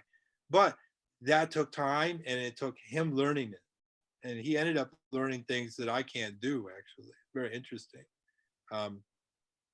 So there is this context that we can facilitate, and gurus can also, by their nature of their empathy and compassion for the student, do things that make it more likely that they will experience the alteration in self that there is suggested by the techniques. So, I mean, that's what I understand all these techniques are about. They're about altering the default mode network. They're about altering our experience of self and altering our illusion of the world so that we can make some experiential insights into its illusory nature and not be so attached to it. Not to reattach to the illusion, right? That's what people are like, wow, I like this better. Imagining the Karmapa, in his psychophys, his Sambhogakaya, is like, you really trip out on it. Um, I don't think that's really what those displays are meant. They're meant to be direct displays of the illusion and to become less attached, not more attached. And unfortunately, that's what some people are doing. And that's because I think that they have not properly thought with critical awareness about the non-duality of those experiences, which is a funny thing, right? Using critical thinking to overcome non-duality sounds ridiculous. And it kind of is, actually.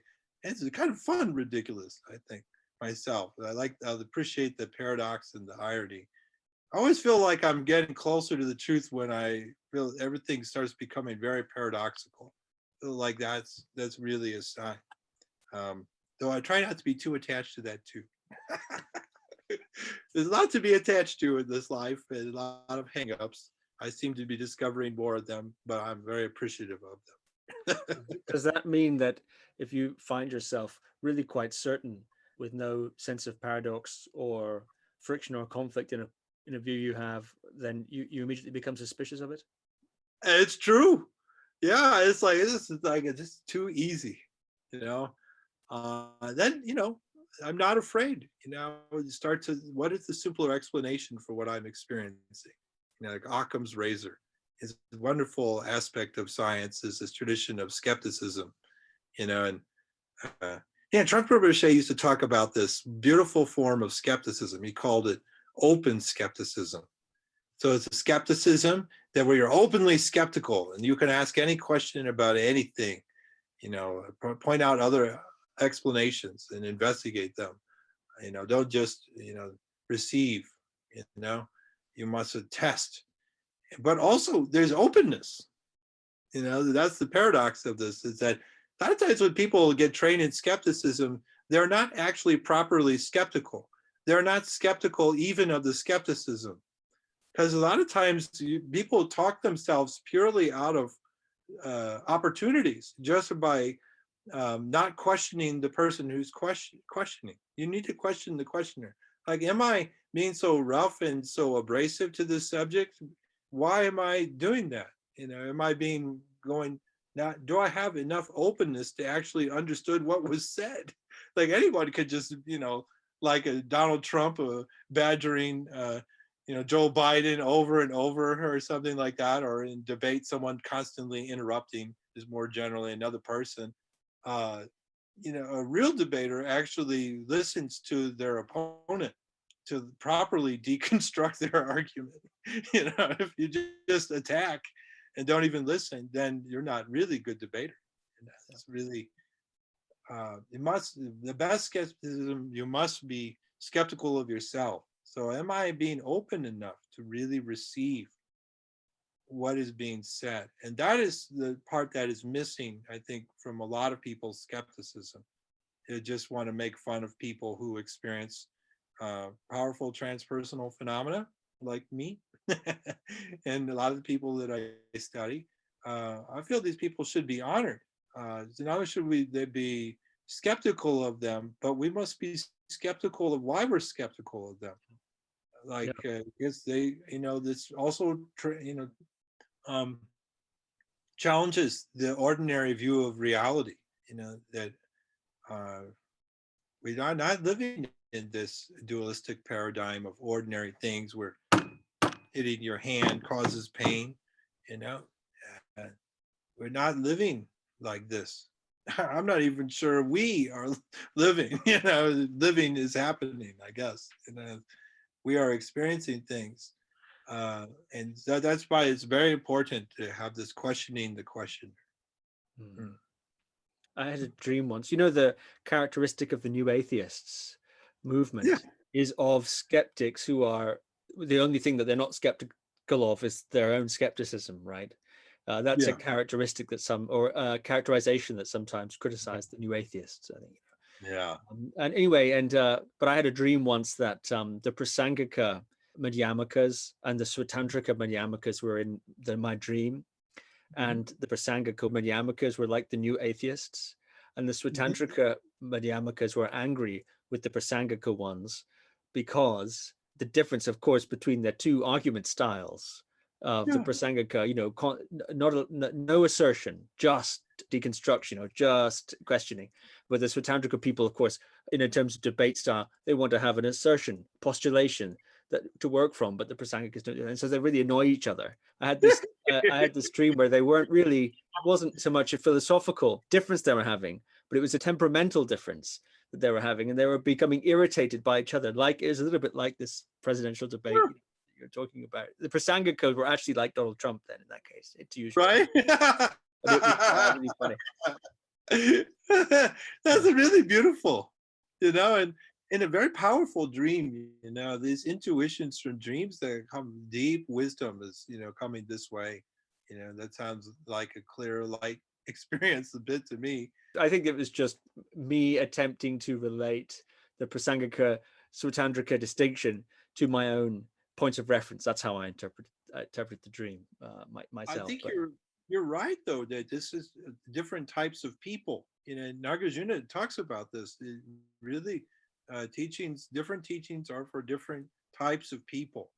And I think as part of that, if we were more aware of what these types were, and which I think is a possibility of the hypnosis world, and describing the personality characteristics of people at these different levels of ability, then I think we could more skillfully teach. And we could say, like people wonder, when should I go after the Vajrayana and the Dzogchen?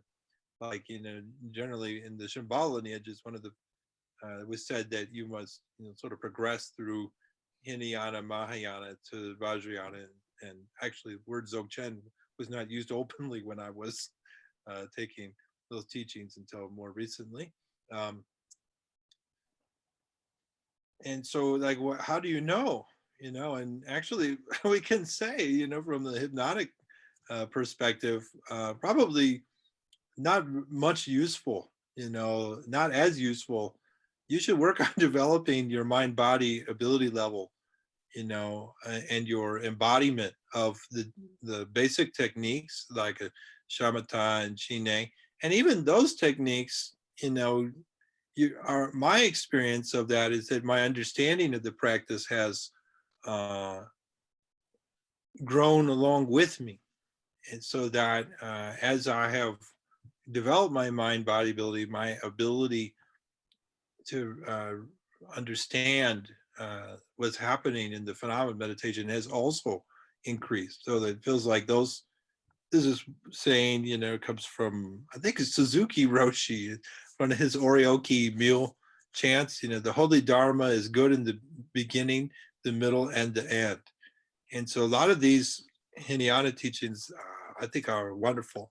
And they do reach people of low hypnotic ability, I believe. And even we can say that, most people taking meditation, even their low hypnotic ability, they will get something out of that. At least relaxation is the thing that they most commonly get, which is useful. Learning how to relax, it's very useful, And then you get more and more subtle things, and your mind-body grows, and then it's possible to do Dzogchen. But then there are some people who actually, they can maybe start something more in the middle. So anyway, this is what I think, that more knowledge of the psychology of hypnosis may be helpful in understanding the psychology of how teachers can work with different types of students. Other than naturalistically, there is really some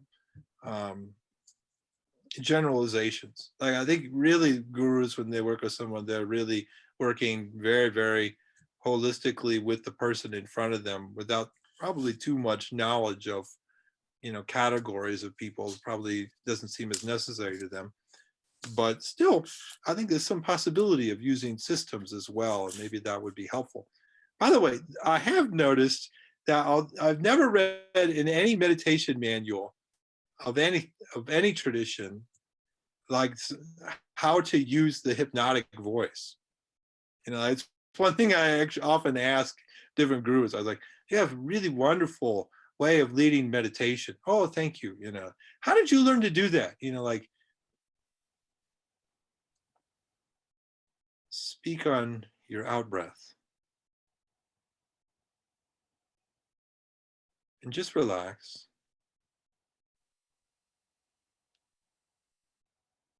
Why does this seem hypnotic?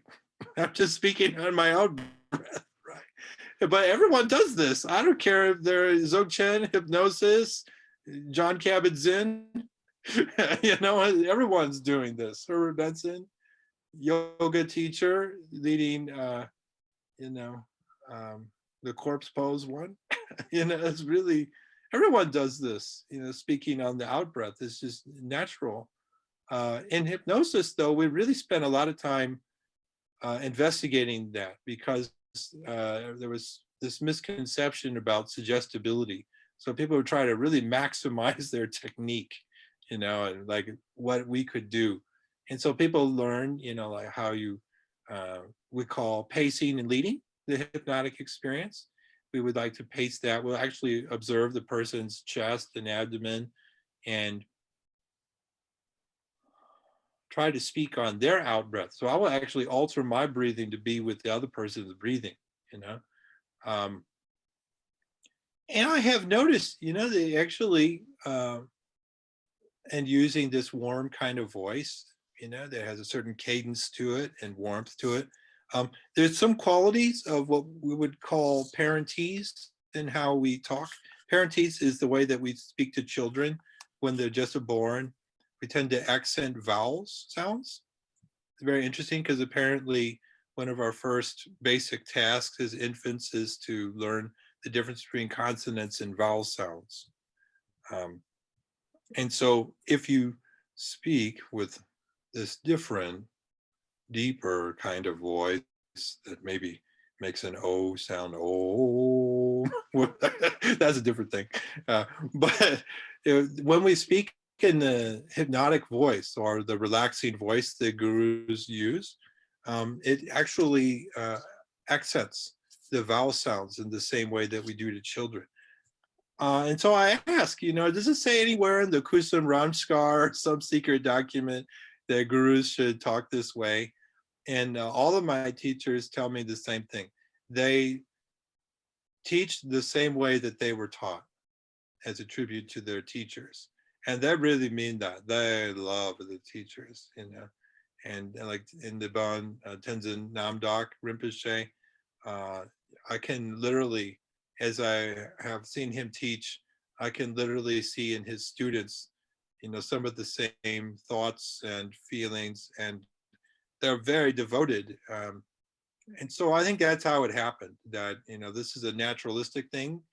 I think some teachers have a better understanding than others about the technique of it. But I have yet to see any text that talks about how to do that. Whereas in hypnosis, they're like, mostly that is what was written for the first 100 years. How do you do this? And how can you get a woman to take her clothes off and all this craziness? She'll take her clothes off as she wants to take them off. So the best thing would be to fall in love with her and her to fall in love with you. That is hypnosis enough to make the clothes come off. That will not happen through that. And there's lots of experiments that we've shown that, even from our own perspective, if you tried, even a very skillful hypnotist cannot get a person to do something against their will. I actually knew the guy who did the craziest of those experiments, which involved people putting their hands in rattlesnake cages. And also he would ask people to throw a vial of acid in his face. And what else did he do? Then he had people take a gun, and see if they would shoot another person, this kind of thing. And they would do that sometimes. Like one person actually threw a vial of acid in his face. And he was a magician, so he would show them there was acid, and it would dissolve like paper or something in the acid. And then when they weren't looking, through sleight of hand, he'd switch it with some similarly colored liquid. And then in a hypnotic trance, he would invite them to throw the acid in his face. No one would do it, except for one guy. And this guy and him got into a big argument before the thing happened. And so he did throw it in his face, you know. And then actually on that one occasion, this guy's name is Fred Evans. He had fucked up the sleight of hand, and the real acid went in his face. But he also was a very smart man, and just in case he fucked up, he had materials on hand, and he didn't really suffer much damage. But it was real sulfuric acid. And so you just cannot get people to do things in hypnosis they won't do ordinarily. However, they will do things that they would do ordinarily in hypnosis, and they will do them better. They will perform them better. You know, you can be, you know, if you want to be a better swimmer, you can do that better in hypnosis. If you're trying to alter any aspect of your life, reduce the pain, reduce depression, reduce anxiety, anything that you would like to do, you can do it better with hypnosis. They're just ways of altering the mind-body relationship to be more optimal. And so to the extent to which optimizing your mind-body relationship will help a particular thing you're trying to do, and that's the extent to which hypnosis will help. But anyway, so yeah, this is, I think, very important that you know, people really understand the nature of these phenomena. It's very important. Gurus do have a way of working with one and pointing out the nature of one's mind, but it's very important not to get too attached to that. And also, it's very important to understand that the context of things that are going around them is, you know, the Sangha is even a jewel, is said, right? One of the aspects of the, you know, the Sangha being one of the three gems, the three jewels, you know, the Dharma, you know, and the teacher and the Sangha is really the Sangha. So we're learning as much from the people around us as anything else. And the expectancies can turn us in ways that can be helpful sometimes, but we shouldn't be too attached to the phenomena we experience. We must really emphasize our present experience and its emptiness. I think that's really where the most subtle aspect of this is also the most simple. I think that's a wonderful place to leave it. I'm afraid we may have to turn our triptych into a four-parter. Yeah, I was thinking too, yeah. And dedicate an entire episode to your brush with COVID-19 and the cacophony of neurological effects that you suffered as a consequence of that. You know, it's actually ideal to, I think maybe for that to happen, because in that one experience, I brought together all my learning of hypnosis and all my learning of the Dharma. And so there's a way in which I actually had to say, I don't want to say like I'm glad that it happened, but I have to say I am kind of glad that it happened, because it really was a profound opportunity to have a near-death experience and experience Bardo-related phenomena. Not fully Bardo, but I was starting to get in there, and really work with my grasping on the experience of self, and many powerful things happened for me. Many transpersonal experiences in that, and it really, to me, brought together the best of what I knew already about hypnosis and Dzogchen, and it was a very interesting testing ground to almost die. You know, I was sad that I didn't die. There was a part of me that's like I was all prepared to die, and it was like totally ready, and then I didn't.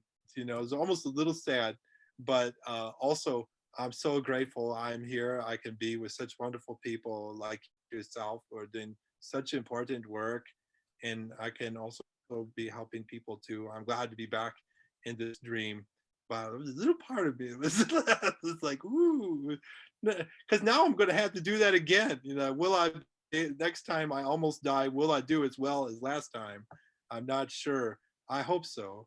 But at any rate, yeah, this last one can bring together everything, because I had to use lots of hypnosis to manage the painful body sensations, and even I had to stay alive with hypnosis through my breathing a little bit, because my breathing was depressed so badly that they want to put me on a ventilator.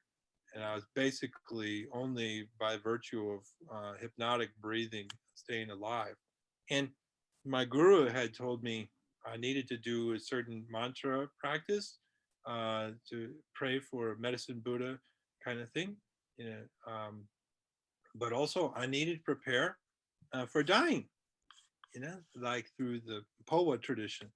And so I was doing both of those things, and that was very profound. Both doing prayers for healing and doing comforting practices, but also relinquishing attachment to my body and preparing to die. It was actually quite wonderful. And so all that was in the context of hypnosis. So I could bring my whole life together and how I almost died. That sounds wonderful. So next time, part 4, we'll delve into all of that. Dr. Ian Wickramasekera, thank you very much. Well, thank you so much, Steve. Thank you so much. Thank you for listening to another Guru Viking podcast. For more interviews like these, as well as articles, videos, and guided meditations, visit www.guruviking.com.